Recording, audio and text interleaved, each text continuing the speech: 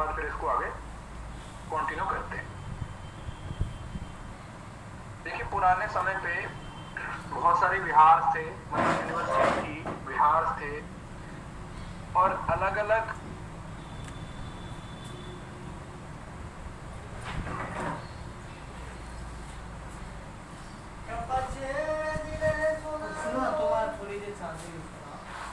मुझे क्यों बोल रहा हो? मेरा खुद का चार्ज नहीं हो रहा है तो मुझे क्यों बोल रहा हो? लड़का लोग गया खाना लेने, खाना हाँ खाना खाने को मैं देखा उनको तो मैं तो गिफ्ट करना शुरू किया नसीब खराब।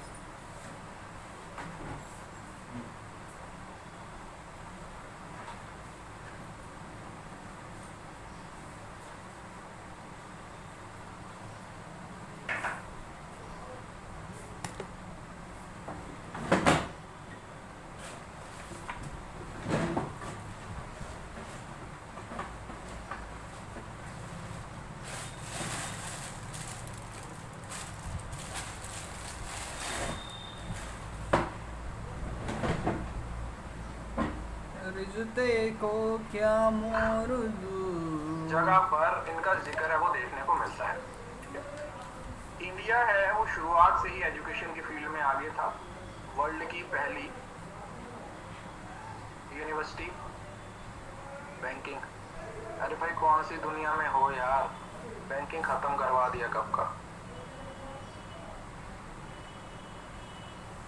India enjoyed a prominent position in all spheres of life, be it social, education or economic. हर जगह पर इंडिया ने एक अच्छा अपना जो स्टैंडर्ड है वो मेंटेन करके रखा है। जैसे जातक टेल्स है उसमें जॉन जैंग और आई किंग ने भी इंडिया के जो एजुकेशन सिस्टम है उसके बारे में बताया है। टाइम के साथ साथ इंडिया के अंदर बहुत सारे विहार ओपन होते हैं, बहुत सारी यूनिवर्सिटीज ओपन होती हैं। जो शुरुआत की यूनिवर्सिटीज होती हैं वो कहाँ से आती हैं? वो बुद्धिज्म की बात करती हैं। कौन सी एजुकेशन की बात करते हैं? They talk about Buddhist education. चाहे तक्षशिला हो, नालंदा हो, विक्रमशिला हो, वल्लभी हो, उदंतपुरी हो, जगदला हो, ये वो यूनिवर्सिटीज हैं जिसमें ज्यादातर किसकी बात की जाती है? बुद्धिस्ट एजुकेशन की बात की जाती है। पहली यूनिवर्सिटी जो हमारे पास आई थी मिथिला,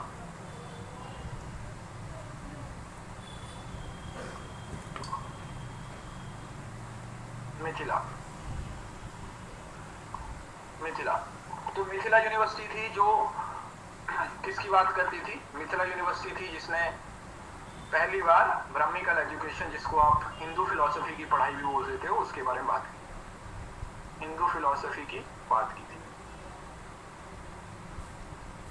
ठीक है जी, तो ये कुछ इंट्रोडक्शन है। अगर देखा जाए तो इस तरीके की काफी सारी यूनिवर्सिटीज आई हैं, इसमें से सारी तो इंपॉर्टेंट नहीं है। ठीक है, जो इंपॉर्टेंट है पहली, जैसे तक्षशिला और नालंदा, ये सबसे ज्यादा इंपॉर्टेंट है। उसके बाद विक्रमशिला बहुत ज्यादा इंपॉर्टेंट है और वल्लभी भी आ जाती है। मतलब ये पहली चार तो बहुत ही ज्यादा इंपॉर्टेंट है, बाकी हैं वो कभी कभी आ गई कभी नहीं आई इस तरीके से, लेकिन ये पहली चार है वो तो इंपॉर्टेंट है। ठीक है, पहली तो है जो चार इंपॉर्टेंट है, पहली जो चार यूनिट्स हैं और सॉरी पहली चार जो इंस्टीट्यूशन हैं वो क्या है? वो तो इंपॉर्टेंट है। सबसे पहले आता है तक्षशिला। तक्षशिला भारत जो इंस्टीट्यूशन है वो क्या है? वो तो इंपॉर्टेंट है। सबसे पहले आता है पहली जो चार यूनिट्स हैं और सॉरी पहली चार जो इंस्टीट्यूशन हैं वो क्या है? वो तो इंपॉर्टेंट है। सबसे पहले आता है तक्षशिला। तक्षशिला भारत की नहीं पूरी दुनिया की फर्स्ट यूनिवर्सिटी है जिसमें हिंदू और बुद्धिस्ट एजुकेशन के बारे में बात की थी। ये 600 BC से लेके 500 AD तक है वो रहती है, गंधार किंगडम ऑफ गंधार में रहती है। 5वीं शताब्दी में खत्म हो जाती है और इसके ब्राह्मिकल और बुद्धिस्ट, मतलब शुरुआत जो बुद्धिस्ट एजुकेशन से हुई थी लेकिन साथ साथ में ब्राह्मिकल एजुकेशन की बात भी इन्होंने बीच में की। लेकिन इसका जिक्र जो बुद्धिस्ट जो जातक टेल्स है उसमें इसका जिक्र मिलता है। ये एग्जिस्ट कहाँ के, अभी इसकी एग्जिस्टेंस कहाँ पे है? रावलपिंडी तक्षशिला में। ठीक है, इंडिया में नहीं है ये, जो कि गंधार का किंगडम था, तक्षशिला वहां पे पाकिस्तान में चला गया है। वाल्मीकि रामायण के हिसाब से जो प्रिंस 36 थे उन्होंने इस शहर को ढूंढा था और उनका जो बेटा था तक्ष, उसको उन्होंने क्या किया था, इसका रूलर बनाया था। उन्होंने इसका क्या बनाया था, रूलर बनाया था। इस वजह से उसके नाम पे ये तक्षशिला बन जाती है। और ये एक बहुत ही एंशिएंट यूनिवर्सिटीज है और जिसकी वजह से 1980 में इसको यूनेस्को के द्वारा वर्ल्ड हेरिटेज भी क्या किया गया था, घोषित किया गया था। वर्ल्ड हेरिटेज घोषित किया गया था।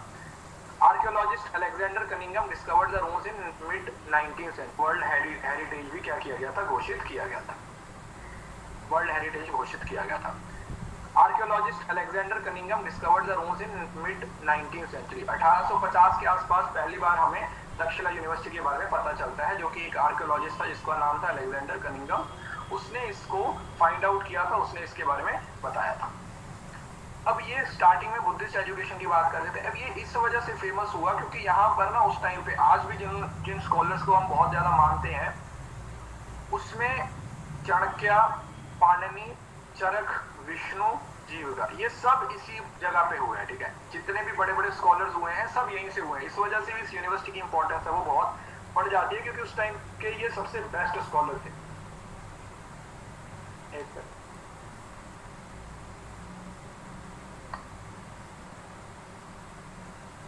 उस टाइम के ये सबसे बेस्ट स्कॉलर थे।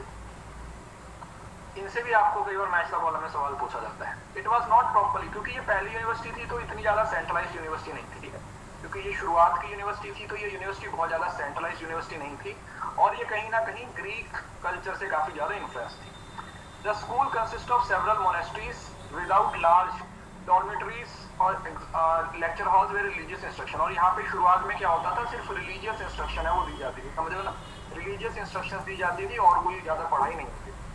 इसके बारे में जहाँ तक टेल्स जो श्रीलंका में लिखी गई 5वीं शताब्दी में उसमें लिखा हुआ है। वर्ल्ड की ओल्डेस्ट यूनिवर्सिटी, ठीक है, ये आप लोगों को पता है कब से लेके कहाँ तक चली है, इसके बारे में हम बात कर चुके हैं। ठीक है, हाँ, तो देखिए अगर आप YouTube पे जाके इसका मेरा लेक्चर देखो, मैंने इस पे लेक्चर भी लिया हुआ है, तो मैंने सारी यूनिवर्सिटीज की जो डिटेल एग्जाम के पॉइंट ऑफ व्यू से वो इस तरीके से लिखवाई हुई है। ठीक है, तो आप भी इस तरीके से अपने जब कोई रिवीजन क्लास देखोगे तो वहां से इस तरीके से नोट्स बना सकते हो। ठीक है, ये जो माइंड मैप होता है ये बहुत अच्छा तरीका होता है चीजों को याद रखने का। ठीक है, माइंड मैप के जरिए आप चीजों को क्या कर सकते हो, अच्छे तरीके से याद रख सकते हो। कुछ इंपॉर्टेंट फैक्ट्स हैं।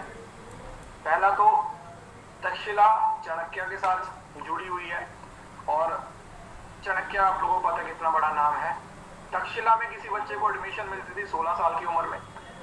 तक्षशिला इस वजह से फेमस थी क्योंकि इसके जो स्कॉलर थे वो बहुत बड़े तकड़े स्कॉलर थे, समझ लो ना। उस टाइम पे उनका अपना एक नाम था, मतलब आज तक उनका नाम है। इतने बड़े बड़े ज्ञानी थे, इतनी उनको नॉलेज थी इस वजह से।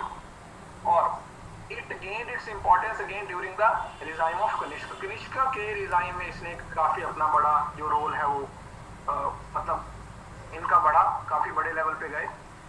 तक्षशिला यूनिवर्सिटी का एंट्रेंस एग्जाम होता था वो काफी डिफिकल्ट था और कुछ ही बच्चे थे जो उसको पास कर पाते, कुछ ही बच्चे थे जो इसको क्या कर पाते थे, पास कर पाते थे। चाणक्य, जिसको कौटिल्य भी बोला जाता है, मौर्य एम्पायर, चंद्रगुप्त मौर्य, जैसे होता है चंद्रगुप्त मौर्य था जो the product of Takshashila university. और उसके बाद जो आयुर्वेद, जिसमें मेडिसिन से नाम से आप लोगों को पता है चरक बहुत ज्यादा फेमस हुआ है, तो वो सब यहाँ से ही हुए हैं। इसमें एडमिशन के लिए एग्जाम होता था, लेकिन जब आप खत्म करते थे क्लास तो क्लास से बाहर जाने के लिए कोई एग्जाम नहीं होता था। ठीक है, एडमिशन लेने के लिए एग्जाम होता था लेकिन क्लास से बाहर जाने के लिए किसी तरीके का कोई एग्जाम नहीं होता था। यहाँ पर ग्रीस या चाइना वगैरह से भी लोग हैं वो क्या करते थे, आते थे। Chandragupta Maurya is the product of this university. ठीक है, ये बता दिया था। और ये यूनिवर्सिटी ना कोई वेल रिकॉग्नाइज्ड सेंट्रलाइज्ड यूनिवर्सिटी नहीं थी, क्योंकि ये यूनिवर्सिटी अभी उतनी, क्योंकि पहली यूनिवर्सिटी थी जो शुरुआत, जो सबसे पहली चीज होती है वो कभी भी परफेक्ट नहीं होती है, उसमें हमेशा स्कोप होता है। इस वजह से ये उतनी ऑर्गेनाइज्ड यूनिवर्सिटी नहीं थी। और ये भी माना गया है कि महाभारत को पहली बार रिसाइट भी कहां पर किया गया था, तक्षशिला में ही किया गया था। महाभारत को पहली बार रिसाइट कहां पे किया गया था, तक्षशिला में किया गया था। अब ये इसके जो स्कॉलर हैं वो सबसे फेमस हुए हैं। कौटिल्य, जिसको चाणक्य भी बोला जाता है, और विष्णुगुप्त भी बोला जाता है। ठीक है, इसके 3 नाम है। विष्णुगुप्त, चाणक्य और कौटिल्य। जिसने बुक लिखी अर्थशास्त्र, economic policy and military strategy, जो आज भी मानी जाती है, ठीक है। आप लोगों ने देखा बहुत सारी, अगर आप मार्केट में किताबों भी देखोगे ना, तो उस किताबों में भी चाणक्य स्ट्रेटेजी, चाणक्य के नाम से बहुत सारी किताबें हैं, वो मार्केट में चलती हैं। तो वो चंद्रगुप्त मौर्य का क्या था, गुरु था, मतलब चंद्रगुप्त मौर्य उसका चेला था, मतलब उसका स्टूडेंट था चंद्रगुप्त मौर्य। इसका खुद का नाम क्या था, कौटिल्य भी था, चाणक्य भी था और विष्णुगुप्त भी था। और जो चंद्रगुप्त था वो इसका क्या था, चेला था, इसके अंदर रहता था। और इसकी जो किताब है अर्थशास्त्र से, चाणक्य नीति, जिसको आज भी फॉलो किया जाता है, चाणक्य नीति जिसको आज भी फॉलो किया जाता है वो। उसके बाद चरक, इसकी किताब आती है चरक स्मिथा, जो मेडिसिन से रिलेटेड है, ठीक है। किससे, मेडिसिन से रिलेटेड है, ये जिसने सबसे पहले आयुर्वेदा का कंसेप्ट है वो इंट्रोड्यूस किया था। उसके बाद था पाणिनीय, पानी पी पी के ग्रामर बनाता था, तो इससे याद रख सकते हो ये ग्रामर था। ये क्या था, ये ग्रामर था। He was an expert of language and grammar and authored one of the greatest work, जिसको बोला जाता है अष्टाध्यायी। ये भी पेपर में पूछा गया था कि जो अष्टाध्यायी थी वो किसने लिखी। अष्टाध्यायी किताब किसके द्वारा लिखी गई थी, पाणिनि के द्वारा लिखी गई थी। अष्टाध्यायी किताब किसके द्वारा लिखी गई थी, पाणिनि। और विष्णुगुप्त, विष्णु शर्मा, देखो विष्णुगुप्त है वो कौटिल्य को बोला गया, जो विष्णु शर्मा है इसने जो पंचतंत्र की कहानियां आती है ना, वो हाथी घोड़े चीतों की जो कहानियां आती है ना, पंचतंत्र की, जब छोटे थे तब पढ़ते थे, वो यहाँ से आती। एक और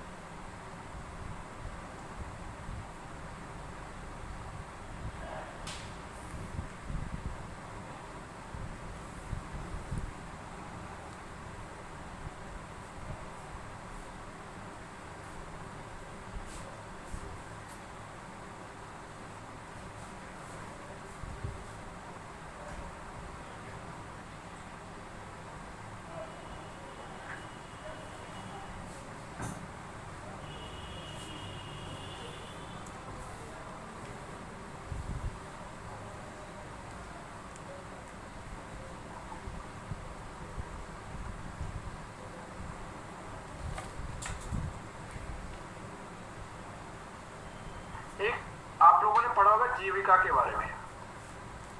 वो फिजिशियन था महात्मा बुद्ध का,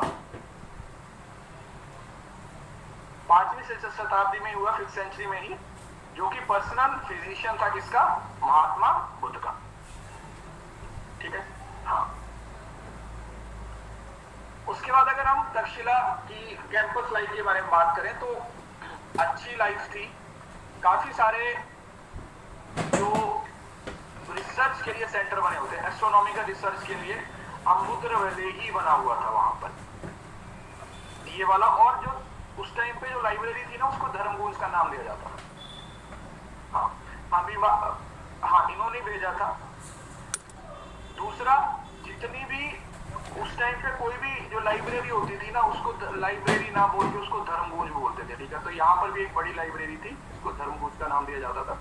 एडमिशन है वो बच्चों के मेरिट के बेस पे होती थी, बच्चों को ऑप्शन होती थी सब्जेक्ट्स को सिलेक्ट करने की, लेकिन जो एंट्रेंस एग्जाम था वो काफी डिफिकल्ट होता था, तो 10 में से 2-3 बच्चे ही क्या हो पाते थे, एग्जाम क्लियर कर पाते थे, कम ही बच्चे थे जो एग्जाम क्लियर कर पाते थे। तक्षशिला यूनिवर्सिटी फीस, देखो यूनिवर्सिटी में कोई फीस नहीं होती थी, बच्चों से कोई पैसा नहीं लिया जाता था, तो यूनिवर्सिटीज कैसे काम करती थी, यूनिवर्सिटीज काम करती थी जो बड़े बड़े उस टाइम पे बड़े लोग होते हैं ना, समझ रहे हो ना, जिनके पास बहुत सारा पैसा होता है, राजा वगैरह होते हैं, वो इसको ग्रांट्स दे देते थे, और जाते हुए बच्चे क्या करते थे अपने गुरु के लिए गुरु दक्षिणा, गुरु दक्षिणा जैसे चप्पल हुआ, छतरी हुई, धोती हुई, इस तरीके की चीजें हैं वो अपने गुरु को दे देते थे। और एंट्रेंस एग्जाम था, मैंने बताया था बहुत डिफिकल्ट था, लेकिन जो बाहर जाने का एग्जाम था, ठीक है, वो जब टीचर को लगा कि मेरा ये चेला है वो इसने इतना लेवल अचीव कर लिया, तो उसको वो बाहर भेज देते थे। मतलब एंट्रेंस एग्जाम था लेकिन कोई एग्जामिनेशन नहीं था, नो एग्जामिनेशन। मेरे लिए कुछ मत लेना भैया, भगवान का दिया सब कुछ है, बस अपना जेआरएफ क्रैक कर देना, ठीक है। ये मोटिवेटिंग, मेरे को चाहे बताना भी मत, लेकिन अपने करियर में सेट हो जाओ। 2024 आपका साल होना चाहिए, 2024 आपका ही साल होना चाहिए, मैं अपना देख लूंगा, टेंशन मत लो। हाँ, मिलने आइए जरूर, कोई दिक्कत नहीं। तो ये तक्षशिला यूनिवर्सिटी के सारे पॉइंट्स हैं जो आप लोगों ने क्या करने हैं, याद रखने हैं। These are the points of Takshashila जो आप लोगों ने क्या करने हैं, याद रखने। तक्षशिला के बाद आती है नालंदा यूनिवर्सिटी। नालंदा यूनिवर्सिटी से आप लोगों ने याद रखना गोविंदा। नहीं, एग्जाम नहीं होते थे, एंट्रेंस एग्जाम होता था, लेकिन जब बाहर जाने का, समझ लो ना, फाइनल एग्जाम नहीं होते थे। वो गुरु को लगता था कि पढ़ने वाला है, तो नालंदा। तो नालंदा यूनिवर्सिटी थी ना, जहां जो नालंदा एजुकेशन सिस्टम था वो वर्ल्ड लेवल का सिस्टम था, समझ लो। The university of Nalanda was the educational centre of international moral comparable, मतलब यहाँ पर जो पढ़ाई होती थी वो जो उस टाइम के, समझ लो ना, हार्वर्ड वगैरह, ऑक्सफोर्ड, कैम्ब्रिज, इन यूनिवर्सिटी जैसी पढ़ाई होती।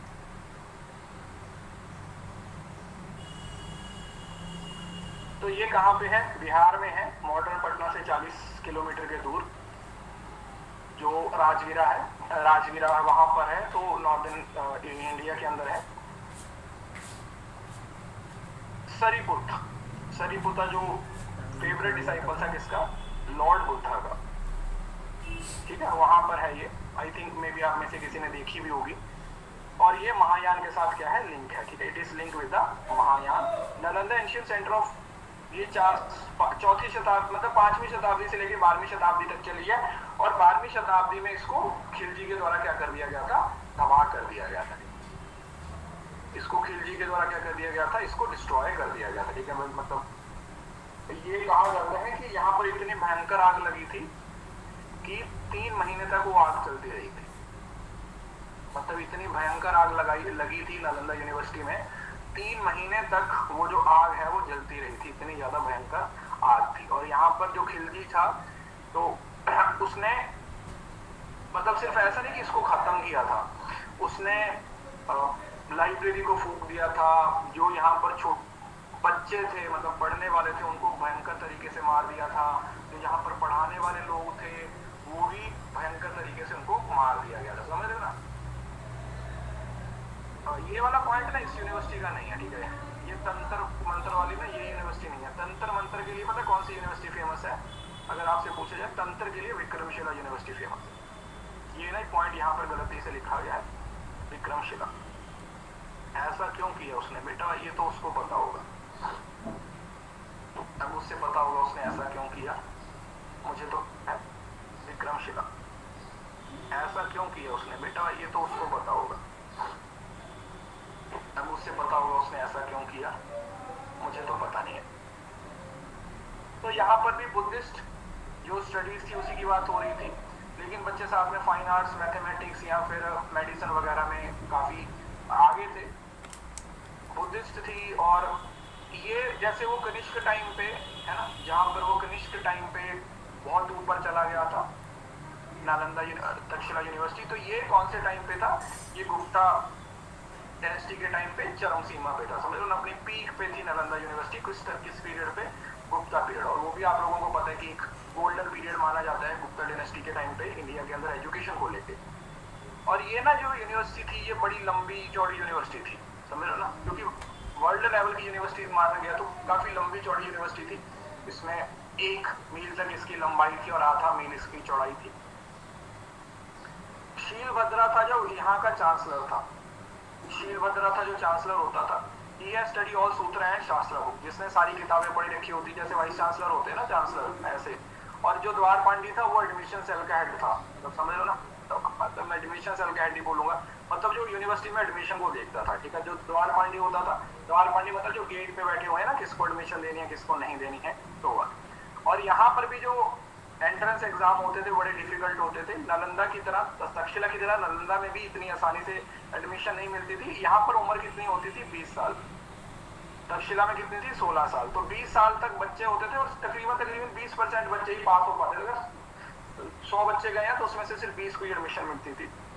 20 years, minimum 20 years of admission, minimum 20 साल की जो उम्र है वो चाहिए होती थी।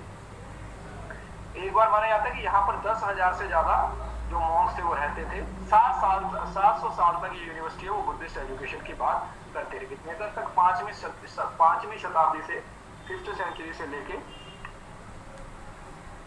12वीं शताब्दी तक।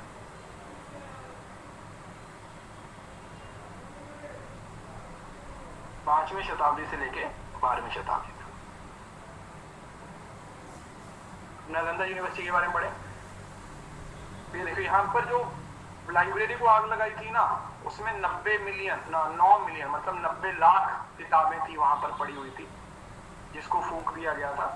अरे मॉन्क मतलब ये जो भिक्षु होते हैं, मतलब पढ़ाने लिखाने की जो बात, भिक्षु। Kumaragupta build a monasteries, a big and strong enclosing wall, only 1 gateway mark of entire university. और पूरी यूनिवर्सिटी का एक ही गेट था जो कुमारगुप्त के द्वारा उस टाइम पे बनाया गया था। और जो गुप्ता डायनेस्टी थी उस टाइम पे इसने बहुत ज्यादा प्रोग्रेस की। जो गुप्ता डायनेस्टी थी ना उसके टाइम पे इन्होंने, इस यूनिवर्सिटी ने बहुत ज्यादा प्रोग्रेस किया। 8 कंपाउंड्स थे, 10 टेम्पल्स, इस तरीके की चीजें हैं वो नहीं पूछी जाती हैं। लेक्स थी, क्लासरूम, पार्क थे। और जो इसके 8 बिल्डिंग थी ना उनको समग्रमा बोला जाता था। और जहां पर 300 से ज्यादा स्टूडेंट स्टडी सेंटर बने थे, जो मतलब बच्चों के लिए जैसे होता है हॉस्टल टाइप, वैसे 10,000 से ज्यादा बच्चे यहाँ पर पढ़ रहे थे एक टाइम पे। और इसमें एक देखो लाइब्रेरी मैंने बताया था, इसकी लाइब्रेरी को खिलजी के द्वारा जला दिया गया था। तो वो लाइब्रेरी थी ना उसमें 90 लाख किताबें थी। और कितनी बड़ी लाइब्रेरी थी वो, 9 स्टोरी, जिसको धर्मगुंज बोला जाता था, 9 मंजिली स्टोरी एक लाइब्रेरी थी। इसी वजह से उसको जला दिया, उस जलती रही काफी देर तक। 2000 से ज्यादा प्रोफेसर है वो यहाँ पर काम करते थे। ये देखो धर्मगुंज थी, या जिसको माउंटेन ऑफ नॉलेज भी बोला जाता था। और इसके लाइब्रेरी के 3 डिपार्टमेंट थे, रत्ना सागर, रत्नोदारी और रत्नोयादी, तीनों रत्न। ये चीजें जो हाईलाइट कर रहा हूँ ना, ये आप लोगों के पेपर के पॉइंट ऑफ व्यू से जरूरी है, यहाँ से सवाल पूछा जाता है। The university was also renowned for the compilation and Catholic character. It was famous for the study of logic. इसमें लॉजिक की बात होती थी कि वो सांग आया, उसने बताया था कि यहाँ पर 10,000 स्टूडेंट्स और 2,000 प्रोफेसर वो क्या करते थे, काम करते थे। तो ये नालंदा के बारे में द स्टडी ऑफ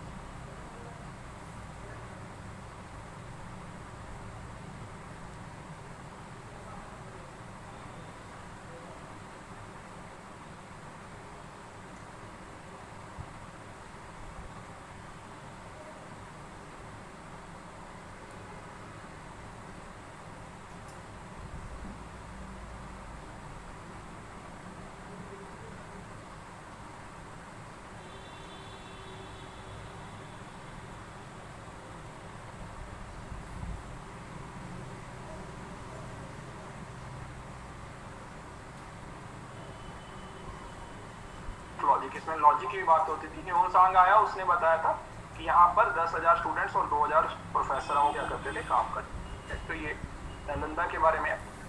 जो नालंदा में जो ह्यून सांग है ना, ये भी आपके पेपर में पूछा गया है। वो 5 साल तक उसने यहाँ पर 7वीं शताब्दी में पढ़ाई की, ठीक है। 7वीं सेंचुरी में ह्यून सांग ने यहाँ पर क्या की थी, पढ़ाई की थी। नालंदा में इंडिया के अलावा और भी बहुत सारे देशों से बच्चे आते थे, Sri Lanka, Korea, Japan, China, Tibet, Indonesia, ठीक है, वहां से भी बच्चे आते थे। ये आ गया आपका आई किंग और ह्यूआनज़ैंग, ये भी आए थे, ठीक है। इन्होंने भी अपनी किताबों में नालंदा का जिक्र किया, ठीक है। तीनों का जिक्र है, ठीक है। ह्यून सांग हुआ, आई किंग हुआ और ज़ुआनज़ैंग, तो ये तीनों चाइनीज स्कॉलर थे, ठीक है। इनको काम धंधा कोई था नहीं, तो ये भी आए थे।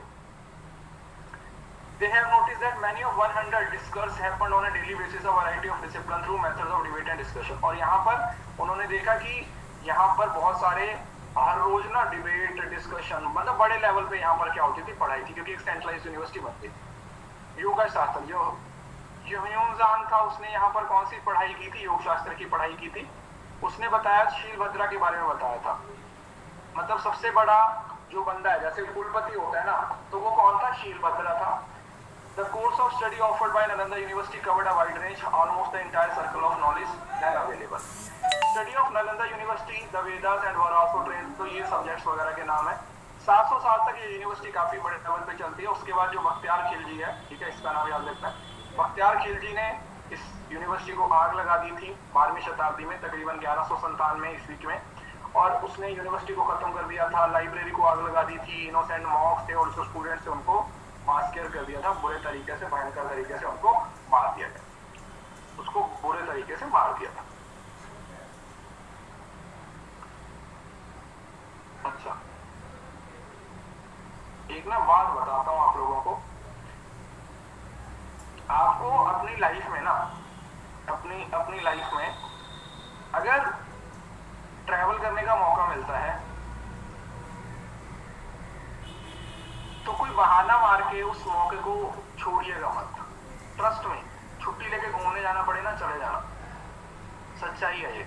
क्योंकि over the period of time ना आप उस चीज को रिग्रेट करोगे।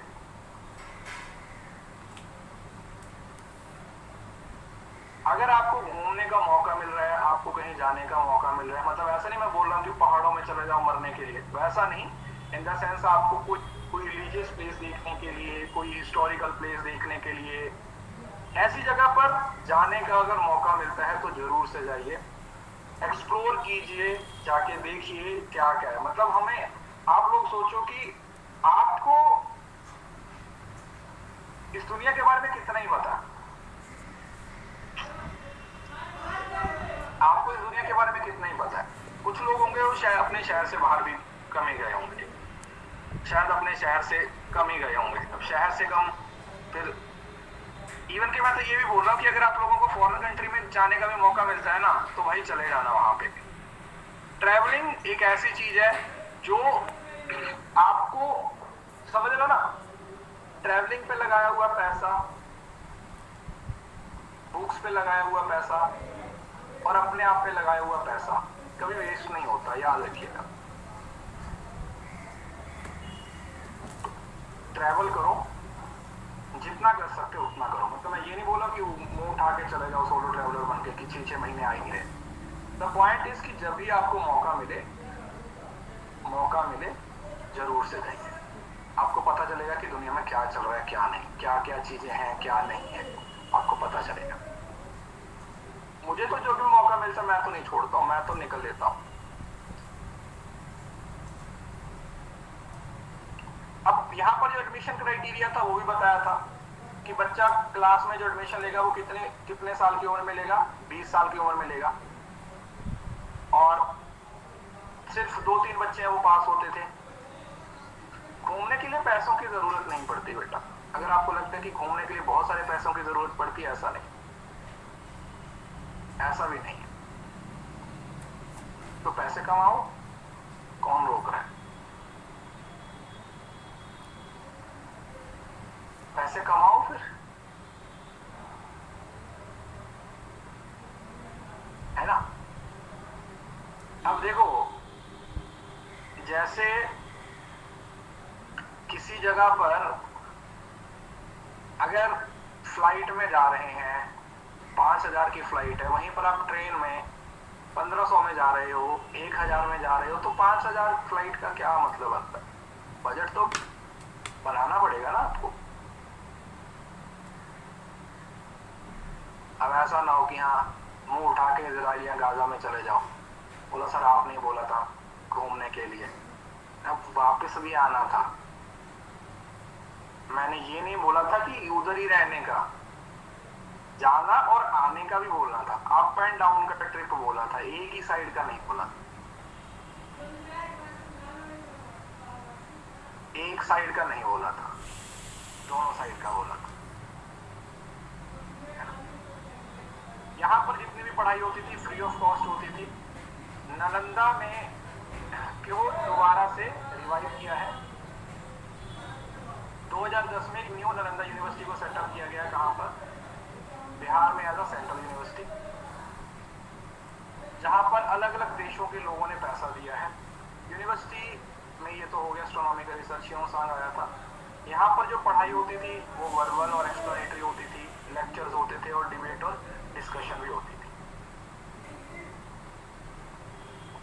रोल ऑफ कम्युनिटी, नॉलेज है वो सेक्रेट थी और नो फीस वाज चार्ज। उस टाइम पे ना जो पैसा होता था वो नहीं लिया जाता था पढ़ाई के लिए। देखो पढ़ाई ऐसा समझ लीजिए कि पढ़ाई का कंसेप्ट ऐसा था ये सबके लिए थी, मतलब पढ़ाई सबके लिए अवेलेबल थी। ये बोला गया था कि पढ़ाई सबके लिए अवेलेबल थी, लेकिन किसी को जोर जबरदस्ती नहीं की जाती थी, कंपल्सरी थी। लेकिन ऐसा था कि किसी को जबरदस्ती नहीं बोला जाता था कि जाओ भाई पढ़ाई करो, तुम्हारी इच्छा करनी है तो करो, नहीं करनी तो ना। जो कॉलेज स्कूल्स जो भी बने हुए थे बिहार वगैरह, उसको जो पैसा मिलता था बड़े बड़े राजा महाराजा देते थे, जो फाइनेंशियल सपोर्ट होती थी मर्चेंट के द्वारा, सब लोग मिलके काम करते थे। यूनिवर्सिटीज को लैंड वगैरह दिया जाता था, विक्रमशिला वर्ल्ड यूनिवर्सिटी वगैरह में दर्तिका थे, छोटे छोटे स्मॉल सेंटर होते थे, अग्रहार थे वो बड़े सेंटर बने हुए होते थे। और उसके साथ सिर्फ बुद्धिस्ट एजुकेशन नहीं थी, फिर सबने अपनी अपनी एजुकेशन के बारे में पढ़ाई के द्वार बनाने शुरू कर दिए। हाँ ये थोड़ी सेंट्रलाइज हो गई। अब इसमें पता क्या हुआ, इसमें ये है कि लोगों ने अपने अपने रिलीजन के हिसाब से बनाना शुरू कर दिया। ठीक है, जैसे उस टाइम पे तो जैसे कुछ रिलीजन है वो लेट वजूद में आते हैं, मतलब समझ रहे हो ना। जैसे सिख धर्म की अगर बात करो तो सिख धर्म 15वीं शताब्दी में जाके ओरिजिन में आता है। ठीक है, गुरु नानक देव जी के जन्मदिन पे जब उनका बर्थ होता है। तो कुछ रिलीजन है वो बड़े लेटेस्ट रिलीजन है और कुछ रिलीजन है वो बहुत पुराने। जैसे आप बुद्धिस्ट रिलीजन की बात करो, हिंदुइज्म की बात करो, इवन कि अगर आप क्रिश्चियनिटी की बात करते हो तो ये बहुत पुराने रिलीजन। तो जो जितना पुराना रिलीजन होगा उसकी रूट्स उतनी गहरी होंगी, उसका जो विस्तार है उतना ज्यादा होगा, उसके सेंटर्स है उतने ज्यादा होंगे, है ना। तो वही चीज है यहाँ पर कि ये पुराने जैसे जैसे जितना पुराना साम्राज्य होगा उतनी बड़ी है वो हिस्ट्री है वो बन जाती। इंडिया की इंडिपेंडेंस के बाद नालंदा यूनिवर्सिटी पे कुछ खास ध्यान दिया गया। 1951 में 1951 में जो Nava Nalanda Mahavihara, new Nalanda modern centre for Pali and Buddhism in the spirit of ancient education was founded by the governor of Bihar near Nalanda on the suggestions of doctor Rajendra Prasad, India first president. India के जो फर्स्ट प्रेसिडेंट थे राजेंद्र प्रसाद, उन्होंने सजेस्ट किया कि भैया पटना में नवा नालंदा करके एक महाविहार, एक जो स्टडी सेंटर है उसको खोला जाए। तो 1951 में वो बनाया गया। फिर इसको 2006 में डीम्ड यूनिवर्सिटी बना दिया गया था और 2010 में इसको सेंट्रलाइज्ड यूनिवर्सिटी बना दिया था। 2014 में इन्होंने अपना पहला जो पहला सेशन है वो अपना शुरू किया था, जिसमें तकरीबन 15 बच्चे आए। और इसको रिवाइव करने के लिए सिर्फ इंडिया के लोगों ने ही पैसा नहीं दिया, इसको बनाने के लिए फिर चाइना, सिंगापुर, ऑस्ट्रेलिया, थाईलैंड और अदर देशों ने भी अपना अपना योगदान दिया, अपना अपना योगदान है वो दिया है। 600 AD से लेके 12वीं शताब्दी तक उसी टाइम तक ये भी चलती है वल्लभी। ठीक है, ये तो नालंदा हो गया। अब एक पहली हुई थी तक्षशिला, तक्षशिला के बाद हुआ नालंदा। इसके बाद ना जो वल्लभी है, देखो वल्लभी में ना दो चीजें याद रखनी है कि हाँ, इसको 2009 में ना यार, ये ना एक पॉइंट याद रखना, इसको शायद 2009 में डिक्लेयर किया गया था और 2015 में ये बन गया था, ऐसे कुछ है। इसका ना एक पॉइंट चेक कर लेना, 2010 में या 2015 में वर्ल्ड हेरिटेज इसको भी घोषित किया गया नालंदा यूनिवर्सिटी को। एक सेकंड मैं बताता हूँ, चेक करके बताता हूँ।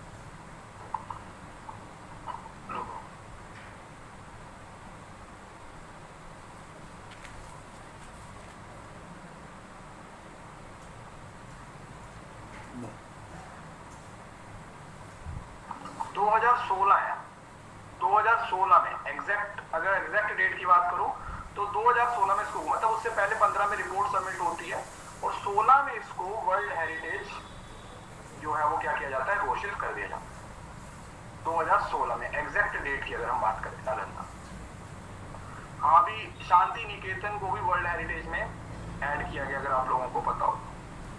शांति निकेतन अभी ये तो कुछ आई थिंक एक दो महीने पहले की बात है, एक दो महीने पहले की बात है शांति निकेतन।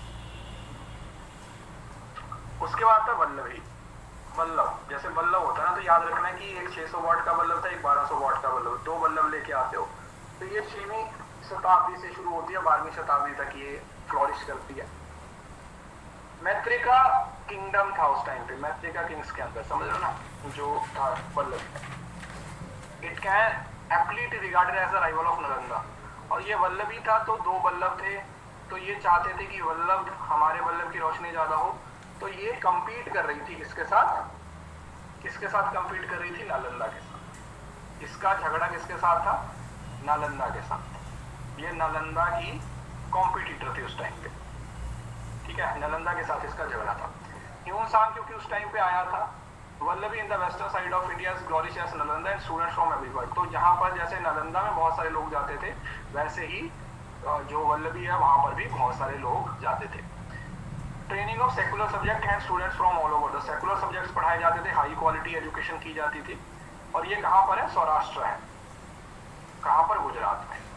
ये कहाँ पर एग्जिस्ट करती है, ये गुजरात में, ठीक है। वल्लभी यूनिवर्सिटी कहाँ पे बेटा, सौराष्ट्र गुजरात में है। 600 साल तक इसने क्या किया, सेकुलर का मतलब होता है बेटा धर्मनिरपेक्ष, समझ रहे हो ना, हर तरीके के सब्जेक्ट्स की नॉलेज देना। जैसे बोलते हैं India is a secular country, secular country का मतलब क्या हुआ, जहां पर हर किसी को अपना धर्म फॉलो करने का अधिकार है, हर किसी को अपना धर्म में आगे बढ़ने का अधिकार है, सबको इक्वल ट्रीट किया जाता। तो कहने के लिए किया जाता, नहीं किया जाता वो तो आपको भी पता ही है और मुझे भी पता ही है, लेकिन कहने के लिए सेकुलर का मतलब ये है, ठीक, कहने के लिए सेकुलर का मतलब यही होता है धर्मनिरपेक्ष, हर किसी को इक्वली ट्रीट करना। लेकिन यहाँ पर तो या कुछ और ही चलता है।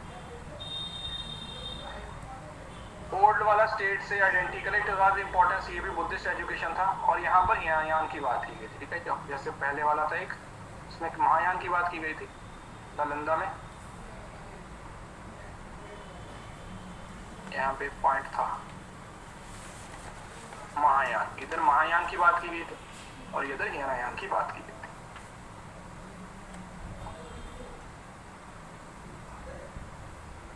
हाँ, मैत्रिका की किंगडम है। For some time it becomes rival of Nalanda, ठीक है, ये नालंदा की राइवल बनती है। Was first capital of Maitraka kings. तो 480 से लेकर 775 तक तकरीबन ये फ्लोरिश की है। गुड फाइनेंशियल 755 तक, उसके बाद इसको भी जो अरब इन्वेजन हुआ है इंडिया में, उन्होंने इसको भी तबाह कर दिया था, ठीक है। मतलब इंडिया का घातक, मतलब इंडिया को यार किसी ने नहीं बख्शा, इंडिया के पास इतना पैसा, इतने खनिज पदार्थ, इतने इंडिया फ्लोरिश था कि इंडिया पे किसने राज नहीं किया। आप ये सोचो, इंडिया को किसने लूटने की कोशिश की। सब पड़े हुए थे पीछे, अंग्रेजों ने लूटा, मुगल आते हैं, ये अरब वाले आते हैं, सब आते हैं। कुछ वो तो अब्दाली तो इंडिया पे 5 हमले करता है, पुर्तगाल वाले पे तो बहुत हमले किए जाते हैं। और मुझे आज तक ये समझ नहीं आता कि भैया क्या मिला, बताओ क्या मिला।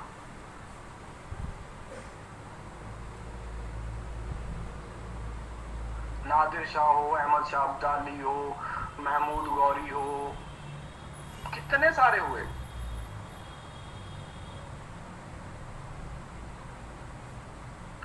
सही बात है। अब हमारी इंडिया वाली लूट रहे हैं ना, अब तो बोले तो हमारी सरकार ही लूट लेती है।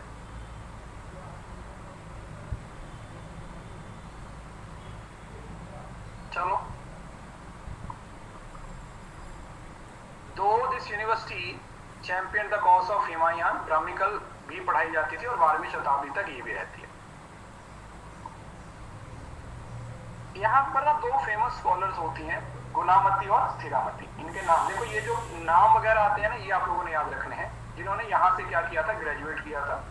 The university was not just a centre of religious education but other secular subjects such as arthashastra, niti shastra, chikitsa shastra was also taught there. Situated in the seashore, it was important centre of international trade. ये international, क्योंकि ये समंदर के किनारे या बोल सकते हो कि पानी के आस थी, तो यहाँ पर इंटरनेशनल ट्रेड के लिए भी ये था। 2017 में सरकार ने बोला कि इसको भी अब क्या किया जाए, रिवाइव किया जाए। कौन सी यूनिवर्सिटी? वल्लभी यूनिवर्सिटी। क्या बोला गया? वल्लभी यूनिवर्सिटी को भी दोबारा से क्या किया जाए, रिवाइव किया जाए। उसके बाद आता है एक important university, that is university.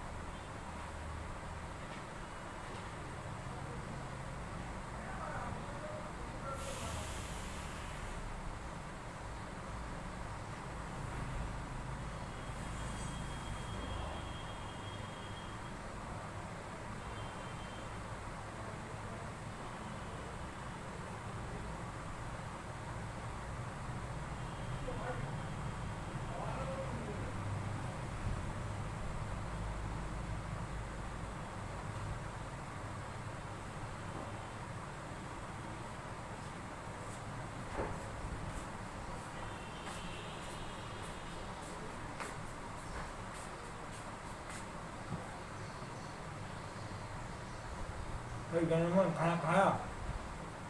क्या खाया? बाहर से लाकर आया था, उसी वक्त तेरा ये भी बढ़ रहा था। तेरा क्या बोला गया? वल्लभी यूनिवर्सिटी को भी दोबारा से क्या किया जाए, रिवाइव किया जाए।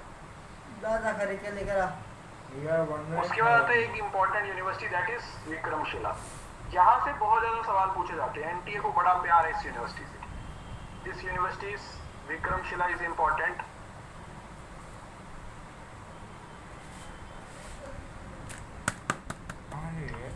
ये तंत्र मंत्र के लिए बड़ी इंपॉर्टेंट है, तंत्र विद्या के लिए ये काफी फेमस थी। ये भी विक्रमशिला है, वो पाला एम्पायर के अंदर आती है। ठीक है, किसके अंदर आती है? इट कम्स अंडर पाला एम्पायर, जो कहाँ पर है, जो गंगा किनारे नॉर्दर्न मगध में ये एग्जिस्ट करती है। इसको किसके द्वारा एस्टेब्लिश किया गया था? धर्मपाल के द्वारा। क्योंकि उस टाइम पे नालंदा है जो वो क्या हो रही थी, बड़ा डिक्लाइन में चली गई थी। ठीक है, नालंदा यूनिवर्सिटी है, उसका डिक्लाइन शुरू हो गया था, इस वजह से धर्मपाल ने इस यूनिवर्सिटी को क्या किया गया, बनाया गया।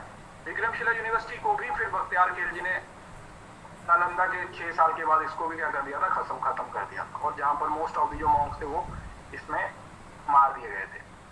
Vikramshila is known as mainly through Tibetan source, और इसकी जो नॉलेज मिलती है ना, वो हमें तिब्बत के जो सोर्सेस हैं उससे मिलती है। तारनाथ, जो तारनाथ एक हिस्टोरियन था, उसने अपनी किताबों में इसका जिक्र किया। 16वीं-17वीं शताब्दी में उसने अपनी किताबों में इस यूनिवर्सिटी का जिक्र किया है। और ये यूनिवर्सिटी बड़ी वेल एस्टेब्लिश थी। समझ रहे हो ना? विक्रम, विक्रम से याद रखिए कि ये बंदे का नाम है, तो उस बंदे के वो बंदा नॉलेजेबल बंदा था, तो उसने इस यूनिवर्सिटी को बड़ा स्टैंडर्डाइज तरीके से क्या किया था, मेंटेन किया था। 108 स्कॉलर से अपॉइंट किए गए थे, आचार्य अपॉइंट किए गए थे अलग अलग मंदिरों के लिए, अलग अलग चीजों के लिए, ठीक है, ऐसा करके। ये भी, हाँ, ये भी बख्तियार खिलजी के द्वारा इसको 1203 में क्या कर दिया गया था, तबाह कर दिया गया था। हाँ जी, खिलजी ने इसको तबाह किया था, नालंदा को भी और इसको, दोनों यूनिवर्सिटीज को इसने तबाह कर दिया। इसको 1203 में क्या कर दिया गया था, तबाह कर दिया गया था। हाँ जी, खिलजी ने इसको तबाह किया था, नालंदा को भी और इसको, दोनों यूनिवर्सिटीज को इसने तबाह कर दिया। 1203 में क्या कर दिया गया था, तबाह कर दिया गया था। हाँ जी, खिलजी ने इसको तबाह किया था, नालंदा को भी और इसको भी, दोनों यूनिवर्सिटीज को इसने तबाह कर दिया। रिलीजियस टीचिंग होती थी, जो व्याकरण, लॉजिक वगैरह, तंत्र विद्या के नाम से यहाँ से सवाल पूछे जाते हैं। तंत्र शास्त्र, देखा ना, तंत्र शास्त्र ने इसके लिए काफी ज्यादा अपना जो क्या बोलते हैं ना, एक इम्पोर्टेंस यहाँ से ले ली थी। किसके द्वारा एस्टेब्लिश किया गया था, धर्मपाल था, उस टाइम पे बुद्धिस्ट लर्निंग की बात होती थी, और कुछ एडिशनल पंडित वगैरह भी यहाँ पर क्या किए गए थे, रखे थे। विज्ञान भवन, जो सेंट्रल बिल्डिंग थी उसको विज्ञान भवन बोला जाता था। मेन गेट पे द्वारपांडी, द्वारपांडी कौन सा था, जो एडमिशन सेल का हेड होता था।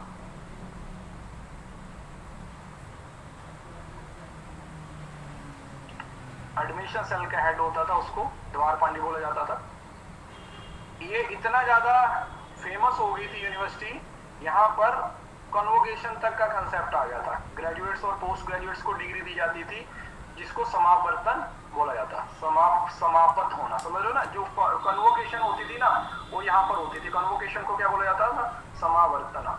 समाप्त हो गया मतलब आपकी जो पढ़ाई है वो समाप्त हो गई है, तो समावर्तना एक क्या बोलते थे, ट्रेडिशन हो गई थी, एक रिचुअल हो गया था। और यहाँ पर सिर्फ उसी को एडमिशन मिलती थी जो मॉक बनना चाहते थे।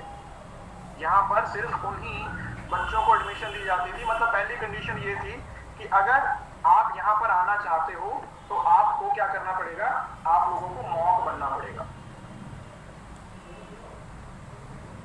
आपको क्या करना पड़ेगा, मॉक बनना पड़ेगा। और बाद में इसको बहुत सिस्टमेटिक वे में 6 अलग अलग कॉलेजेस में क्या बोलते हैं ना, 6 अलग अलग जो सेंटर्स है उसमें क्या कर दिया गया था, बना दिया गया था। ठीक है, हाँ, मतलब जो मॉक बनना चाहता है उसको यहाँ पर बुलाया जाता है। इंडिया के अंदर भी ये कंसेप्ट है। जैसे आप चाइना में चले जाते हो, या फिर तिब्बत में चले जाते हो, भूटान में चले जाते हो, वहां पर अभी भी बहुत सारी ऐसी यूनिवर्सिटीज बनी हुई हैं। वहां पर भी बहुत सारी ऐसी यूनिवर्सिटीज बनी हुई हैं जहां पर आप, अरे मॉक समझते नहीं, ये जो भिक्षु होते हैं बेटा, जो दुनिया के झेले झमेलों से दूर किसी कोने पे बैठ के बस पूरा दिन भक्ति करते हैं, शक्ति, वो सब होता है। देखा होगा आप लोगों ने, वो गंजे से बाल नहीं होते जिनके, वो एक भगवान साहब कपड़ा पहने सन्यासी ब्रह्मचारी है जो वो करते रहते हैं। आजकल तो ये वो बन गए हैं, ये बहुत सारे ये मोटिवेशनल स्पीकर भी बन गए हैं, है ना। वहां से ये आके इधर मोटिवेशनल स्पीकर भी बन जाते हैं। देखा होगा आप लोगों ने, क्या नाम है उसका जो आता है, गौर गोपाल दास है, जय शेट्टी गौर गोपाल दास के अंडर था।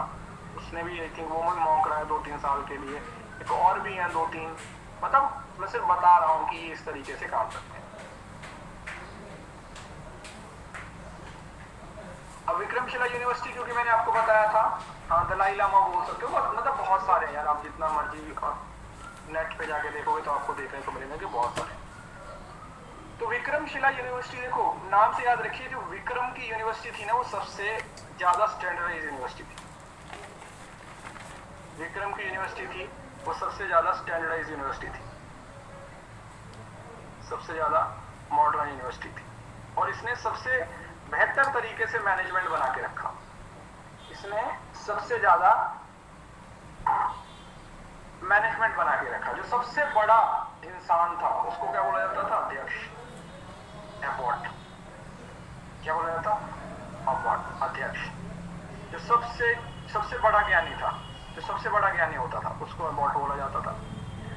फिर उसके बाद 6 अलग अलग गेट होते थे। ये पेपर के पॉइंट ऑफ व्यू से जरूर नहीं है, ठीक है, द्वारपाला या द्वारपाल। 6 गेट्स होते थे, 6 के 6 गेट्स पे 6 जो लोग बैठते थे, मतलब 6 के 6 गेट्स को प्रोटेक्ट करने के लिए उनको द्वारपाल या फिर उनको द्वार पंडित, द्वारपाल होते हैं, आप लोगों को देखा होगा, वो बड़े हाथ में वो नहीं जैसे लेके खड़े थे, पुरानी फिल्मों में देखा होगा, आपके सुपुत्र के मित्र आपसे मिलना चाहते हैं, वो गार्ड होते थे, देखा होगा आप लोगों ने पुरानी किसी, या अगर आपने कोई पुरानी फिल्म वगैरह में होगा जो भाले लेके ऐसे खड़े रहते हैं ना, तो ये वो वाले। उसके बाद फिर महापंडित आते थे, ग्रेट स्कॉलर, उसके बाद स्कॉलर आ जाते थे, उसके बाद उपाध्याय या आचार्य आ जाते थे जो टीचर होते थे, उस भिक्षु होते थे जिनको रेजिडेंट मॉन्क बोला जाता था, महस्तवीर होता था, हाईएस्ट अथॉरिटी होती थी जिसको कुलपति भी बोला जाता था, ठीक है। जैसे पहले वाले में क्या था, पहले वाले में क्या था, नालंदा में इसको क्या बोला गया था, यहाँ पर इसको महस्तवीर बोला गया, वहां पर क्या बोला गया था इसको, शीलभद्र, हाँ शीलभद्र, वहां पर इसको शीलभद्र बोला जाता था, और यहाँ पे इसको क्या बोला जाता था, महस्तवीर। महा से याद रख सकते हो सबसे बड़ा, जो आर्कियोलॉजिकल सर्वे ऑफ इंडिया है, ASI है, has chosen ancient to in Bhagalpur to conserve and development on international line, और ये भी, इसको भी क्या किया गया है, फाइंड आउट किया गया, इसके लिए भी बोला गया कि इसको भी हम एक बड़े लेवल पे क्या करने वाले हैं, हम आगे बढ़ाने वाले हैं, ठीक है। हम इस यूनिवर्सिटी को भी क्या करने वाले हैं, आगे लेके जाने वाले हैं, इसको भी हम दोबारा रिवाइव करने वाले हैं। उसके बाद था उदंतपुरी, अब ये जो यूनिवर्सिटी को भी क्या करने वाले हैं, आगे लेके जाने वाले हैं, इसको भी हम दोबारा रिवाइव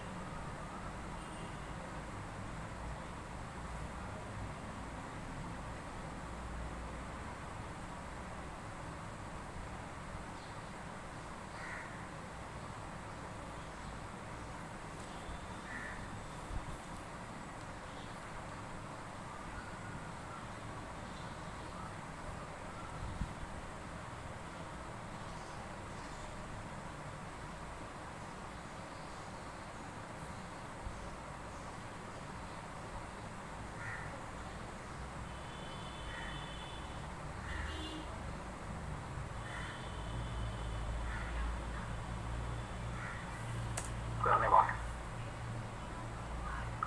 उसके बाद था उदंतपुरी, अब ये जो यूनिवर्सिटीज आएंगी ना, ये इतनी ज्यादा फेमस नहीं हुई है, इतनी ज्यादा इंपॉर्टेंट नहीं है, तो इसके थोड़े छोटे पॉइंट आप लोगों ने याद रखे हैं।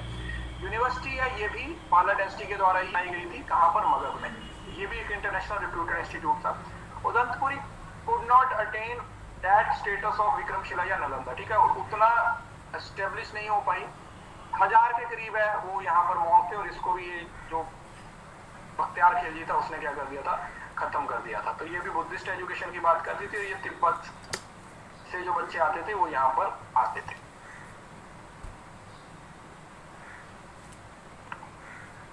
उसके बाद था जगदला, ये थोड़ा सा एक दो बार क्वेश्चन यहाँ से पूछा गया, तो यहाँ पर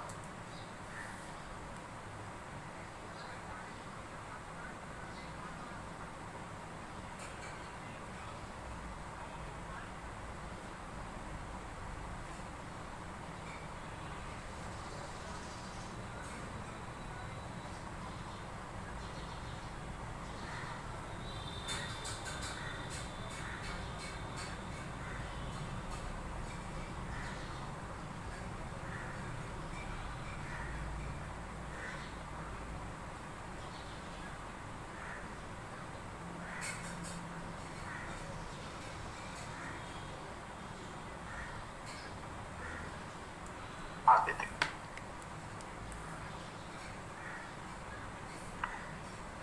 उसके बाद था जगदला, ये थोड़ा सा एक दो बार क्वेश्चन यहाँ से पूछा गया जगदला से। जो पाला किंग था, राजा रामपाल बंगाल का, उसने गंगा के किनारे जगदला नाम की एक सिटी को बनाया, ठीक है, याद रखिएगा।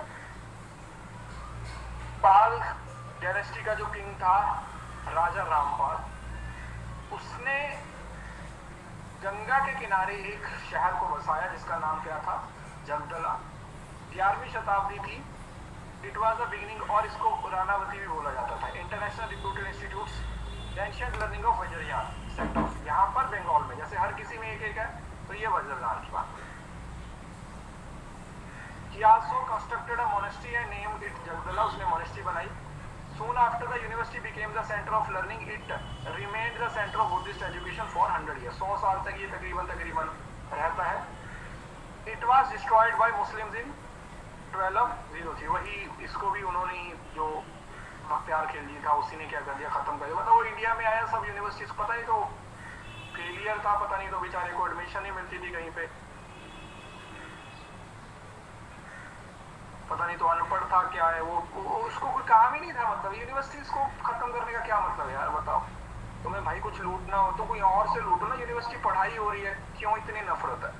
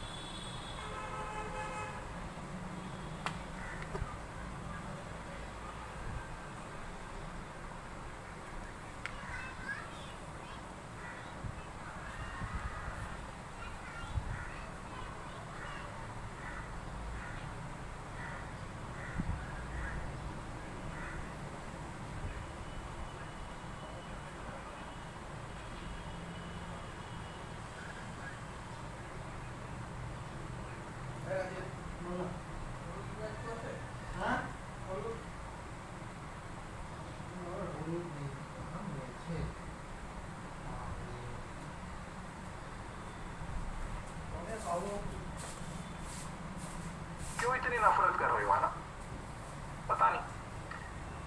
Their reputation reached Tibet and their books were translated with Tibetan language। ठीक है, तिब्बत लैंग्वेज में इनकी क्या हुआ, थोड़ा बहुत जो किताबें हैं वो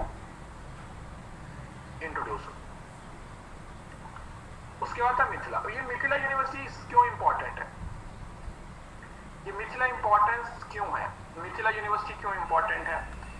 क्योंकि ये पहली यूनिवर्सिटी ऐसी आती है जिसमें ब्राह्मिकल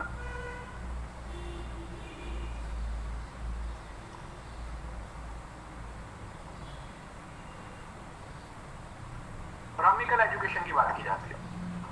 क्या की जाती है? ब्राह्मिकल एजुकेशन की बात की जाती है। इट वॉज नेम्ड एज विदेहा,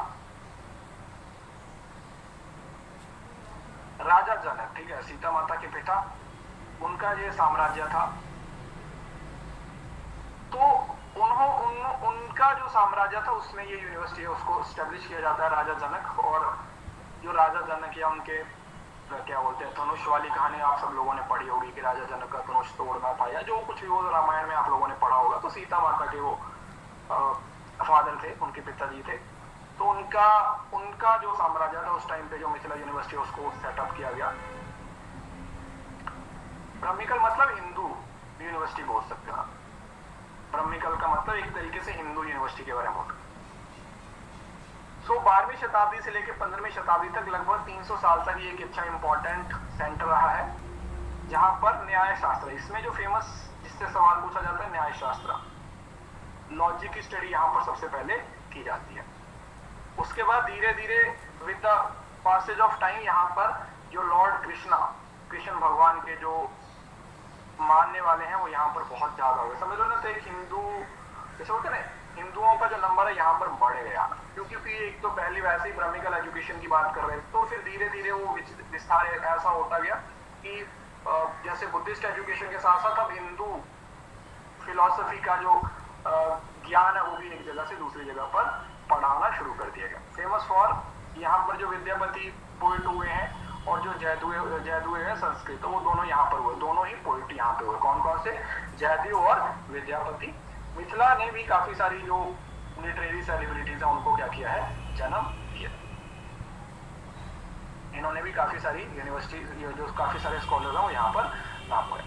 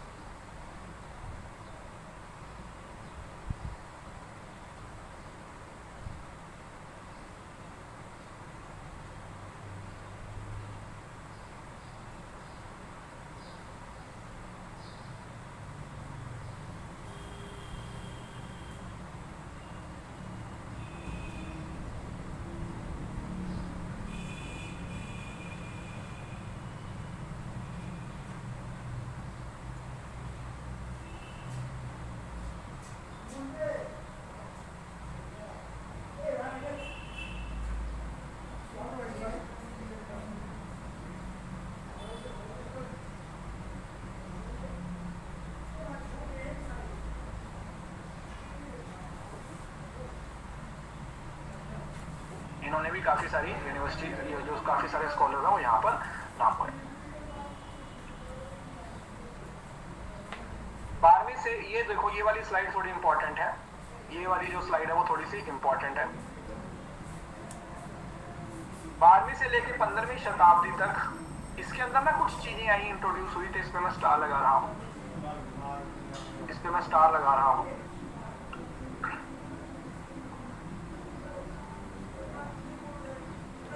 पहला तो यहाँ पर न्याय शास्त्र और तर्क शास्त्र की बात की गई, लॉजिक और की लॉजिक वगैरह की यहाँ पर क्या की जाती है, बात की जाती है। दूसरा, जो गणेश उपाध्याय था उन्होंने एक नव्य न्याय, न्यू लॉजिक की यहाँ पर क्या की बात की, और उसके साथ एक और तत्व चिंतामणि का नाम भी यहाँ पर लिखा है। जो या मतलब ये जो तीन पॉइंट है ना, यहाँ से आप लोगों को सवाल पूछा जाता है। ये बहुत इंपॉर्टेंट स्टैटिक पोर्शन है, this is important static portion, ये थोड़ा इंपॉर्टेंट है, इसको आप जरूर से याद रखिएगा कि मिथिला यूनिवर्सिटी में एक तो न्याय शास्त्र और तर्क शास्त्र के साथ साथ नव्य न्याय मतलब न्यू लॉजिक की भी क्या की जाती है, बात की जाती है, और एक और तत्व चिंतामणि नाम की जो है वो भी यहाँ पर लिखा गया। Even up to the period of Mughal empire Akbar के काल तक ये काफी ज्यादा फ्लोरिश हुई। It was famous specially for Nyaya and Tarkashastra. याद रखिएगा, अगर न्याय और तर्क, जैसे जो मैंने बताया था ना, अगर आपसे पूछा जाए तंत्र मंत्र, तो तंत्र मंत्र के बारे में जो सवाल है वो आता है विक्रमशिला से। उसी तरीके से अगर न्याय शास्त्र या फिर लॉजिक के बारे में सवाल पूछा जाए तो उसका आंसर क्या दिया जाएगा, उसका आंसर दिया जाएगा Mithila. Even in the Buddhist period, it continued to glorious task and remain important center of learning. Later, the place of Lord Krishna. ठीक है, बाद में लॉर्ड कृष्णा के जो बहुत सारे जो भक्त थे या उनको मानने वाले थे वो यहाँ पर इकट्ठे हुए और उन्होंने यहाँ पर क्या करना शुरू कर दिया, अपने हिसाब से पढ़ाई करना शुरू कर दिया।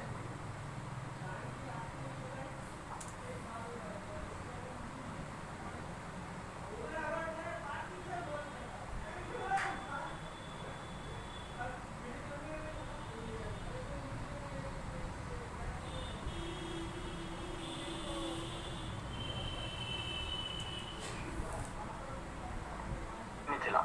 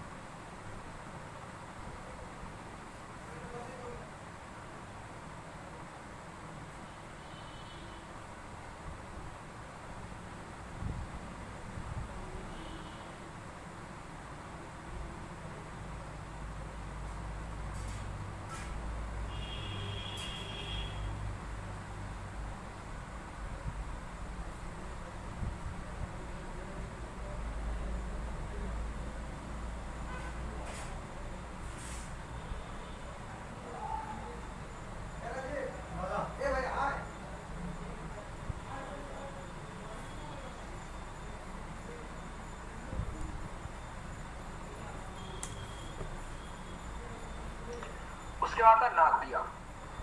नादिया को नवाद्वीप भी बोला जाता है। नादिया यूनिवर्सिटी को नवाद्वीप यूनिवर्सिटी भी बोला जाता है। ये भी गंगा के किनारे बंगाल में है और इसको ना बिजनेस के लिए यूज किया जाता था। ये जो ट्रेड और बिजनेस है उसके लिए यूनिवर्सिटी है वो इस्तेमाल होती थी। और इनके भी यहाँ पर काफी टाइम टू टाइम स्कॉलर्स हैं वो आए हैं। Education of Nadia university was imparted at 3 centre, Navadwip, Shantipur और गोपालपुरा। तो 3 सेंटर थे इसके, ठीक है। जो नादिया यूनिवर्सिटी थी उसके 3 सेंटर थे यहाँ पर, कौन कौन से? नवाद्वीप, शांतिपुर और गोपालपुरा, 3 सेंटर थे। और ये गंगा के किनारे है। Jayadev still reverberate in the ears of people, कि जो गीत गोविंद है जयदेव के द्वारा यहाँ पर बोला गया था उसको अभी भी बोला जाता है कि इंडिया के अंदर उसको मतलब लोगों के कानों में वो सुनाई देता है। मॉर्निंग के टाइम पे ऐसा बोला जाता है। और इसने भी अपना काफी ज्यादा लॉजिक, व्याकरण, पॉलिटिक्स और लॉ में इन्होंने भी अपना काफी बड़ा योगदान दिया। मतलब सवाल कम बनते हैं लेकिन एक बार इसको पढ़ लीजिए। हाँ, ये देखो यूनिवर्सिटी ऑफ काफी बड़ा योगदान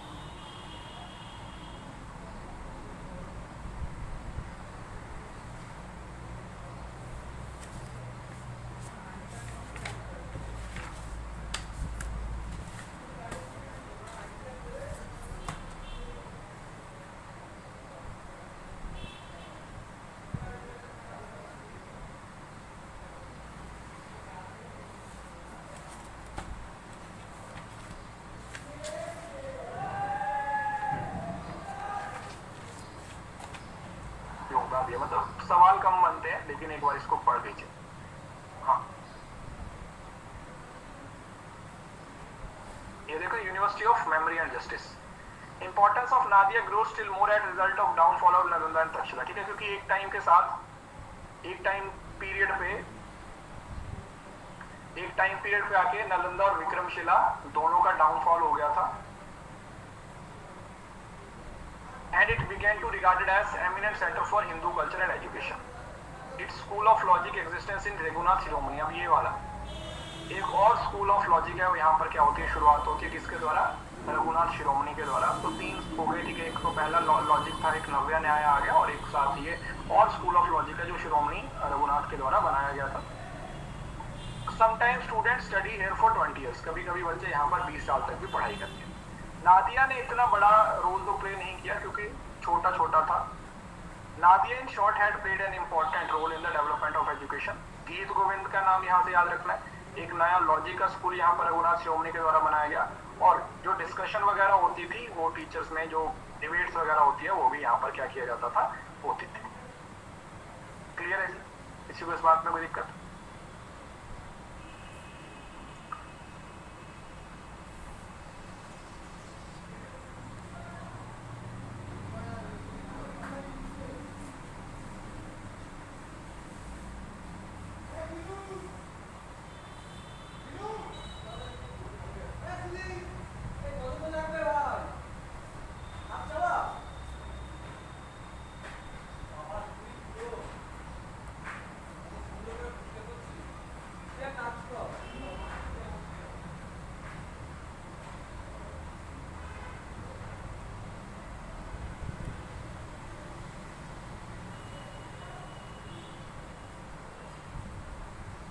उसके बाद आता है हमारे पास पुष्पगिरी। क्या आता है? पुष्पगिरी। पुष्पगिरी का मतलब क्या हुआ? ये भी एक यूनिवर्सिटी है। एक सेकंड,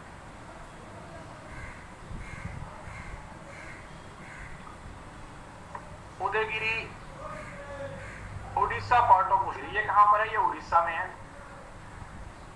ये पुरानी यूनिवर्सिटी, मतलब ये इतनी पुरानी है, मतलब सबसे पुरानी यूनिवर्सिटी में है, लेकिन इसके बारे में लेट पता चला है। The school of Pushpagiri was established in the 3rd century of AD, present in Orissa. कहां पे है? ये उड़ीसा में है।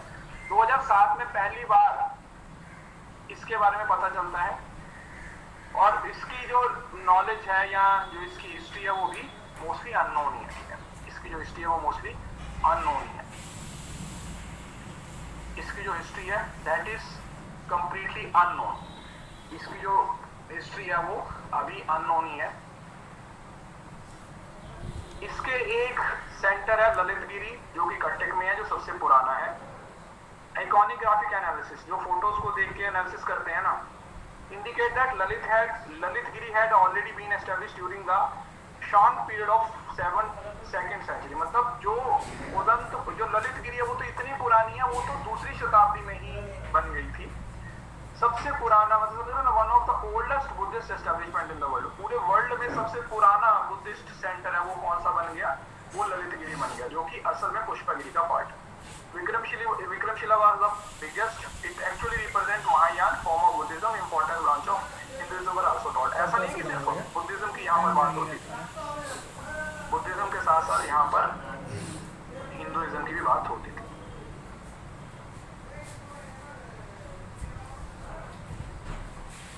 बुद्धिज्म के साथ यहाँ पर हिंदुइज्म की भी बात होती। ये जो हिमायान महायान है ना, ये बुद्धिज्म के कुछ सेक्ट्स हैं, 4 सेक्ट्स हैं, उसमें ये से एक है। देन आता पुष्पगिरी। इसमें क्या, जो इसमें याद रखने वाला है, धर्मपाल के द्वारा इसको फाइंड आउट किया गया था। कहाँ पे? बिहार में है, भागलपुर में। However, unlike Takshila and Nalanda, the ruins of Pushpagiri was not discovered in 1990। 1995 तक पता ही नहीं था कि पुष्पगिरी नाम की यूनिवर्सिटी भी है। जब 1995 में पहली बार इस यूनिवर्सिटी के बारे में पता चलता है, तो ASI को ये जिम्मेवारी दे देते हैं, मतलब आर्कियोलॉजिस्ट सर्वे ऑफ इंडिया को ये जिम्मेवारी दे दी जाती है कि आप इस पे काम करो। अब इसके दौरान एक आतिश दीपांकर, जो तिब्बतन बुद्धिज्म के बारे में बात करते हैं, वो यहाँ पर आते हैं। मतलब उनके नाम से ये फेमस है, उनके नाम से भी क्या है, ये फेमस है। वहां पर philosophy, grammar, metaphysics, Indian logic, इसके बारे में क्या होती है, बात की जाती है। चाइनीज ट्रैवलर ह्यूजांग, जो 639 में आता है, उसने महाविहार के पुष्पगिरी के बारे में भी अपनी किताब में लिखा है। और उसके बाद तो इसमें कुछ खास नहीं, इतना ही है। सोलोतगी। अब सोलोतगी कौन सा सेंटर है? सोलोतगी सेंटर है बेटा आपका, हम चले जाते हैं जहां पर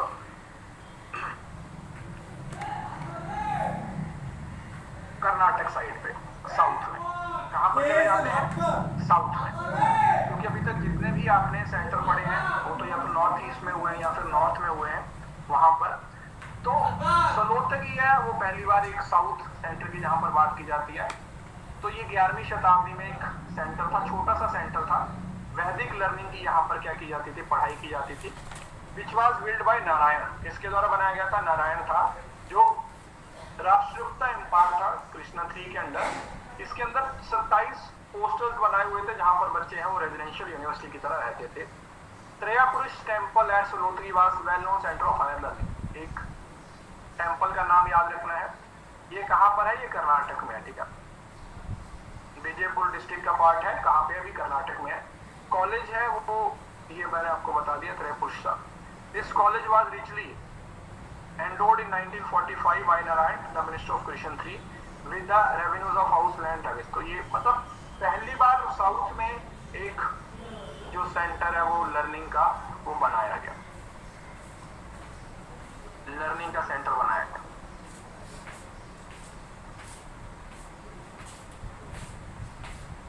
लर्निंग का सेंटर क्या किया गया था, बनाया गया था। उसके बाद ये कुछ और छोटी छोटी यूनिवर्सिटीज हैं। सारनाथ है, the central institute of higher Tibetan study deemed university, ये एक डीम्ड यूनिवर्सिटी है। ये कहाँ पर है? सारनाथ है। पंडित जवाहरलाल नेहरू ने सारनाथ में 1 of the 4 फिल्म, जब समझ रहे हो ना, गौतम बुद्धा के जो 4